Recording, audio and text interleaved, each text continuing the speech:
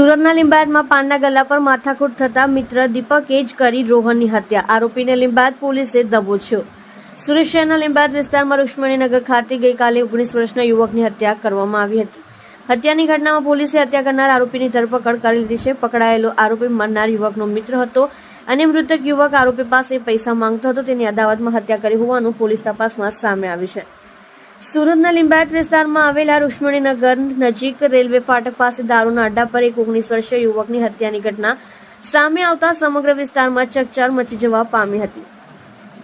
યુવક કોલેજમાં અભ્યાસ કરતો હતો. યુવકની હત્યા બાદ પરિજનો એ પોલીસ સ્ટેશનનો ઘેરાવો કર્યો હતો, જેને લઈને પોલીસે હળવો બળ પ્રયોગ કરવામાં આવ્યો હતો. મરનાર રોહન પાટીલ ડિંડોલી વિસ્તારમાં રહેતો હતો અને પોતાના મામાને ત્યાં લિંબાયત ખાતે આવ્યો હતો. ત્યાં તેના જૂના મિત્રો દીપક પાટીલ કે જે તેની માસીના ઘરે રહે છે તે મળ્યો હતો. આ બંને મિત્ર એકબીજાને મળ્યા બાદ રાજુનાના બુટલેગરના દારૂના અડ્ડા પર પહોંચ્યા હતા. ત્યાં તેમની કોઈ બાબતે માથાકૂટ થઈ હતી અને દીપક પાટીલે પોતાની પાસે રહેલું ચપ્પુ રોહનને મારી દેતા તેનું ઘટના સ્થળે કરુણ મોત થયું હતું.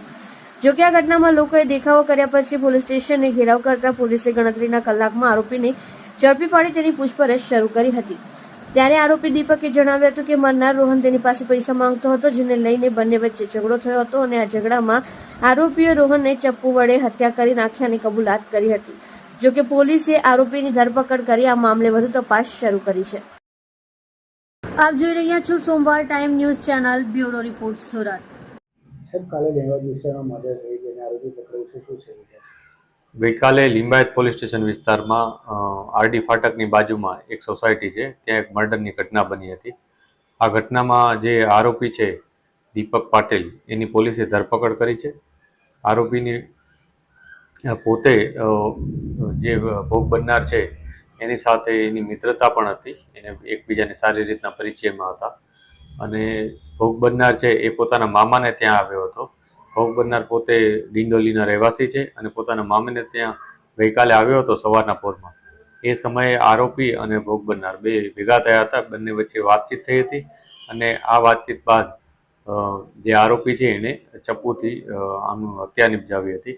પોલીસે ખૂબ જ ટૂંકા ગાળામાં આરોપીની ધરપકડ કરી છે અને જે પણ એવિડન્સીસ હોય એ જે પણ એવિડન્સીસ છે એ અમે અત્યારે મેળવી રહ્યા છીએ. આ ઉપરાંત જે પણ અમને વિગતો મળે છે એના ઉપર અમે કામગીરી કરી રહ્યા છીએ. જે પણ વિટનેસ છે એના નિવેદનો પણ લઈ રહ્યા છીએ. સર, મર્ડર કરવાનું કારણ શું હતું? હાલમાં જે પોલીસ પાસે માહિતી છે એ મુજબ આ ઘટનામાં જે ભોગ બનનાર છે એની પાસે જે ભોગ બનનાર છે એ પોતે આરોપી પાસે કંઈક પૈસા માંગતો હતો. આ પૈસા બાબતે કંઈક બંને વચ્ચે ઝઘડો થયો હતો, એને કારણે એને હત્યા નિપજાવી હતી. આ જે પૈસા માંગતો હતો એ કોઈ કારણસર માંગતો હતો કે કોઈ અન્ય પ્રકારે માંગતો હતો, એ તમામ બાબતે અમે અત્યારે વેરીફાઈ કરી રહ્યા છીએ. ઇન્વેસ્ટિગેશન એ જ દિશામાં ચાલુ છે અત્યારે કે કઈ રીતના અને શું કામ આ પૈસા માંગતો હતો અને કેટલા રૂપિયા અત્યાર સુધી અમે આપ્યા હતા.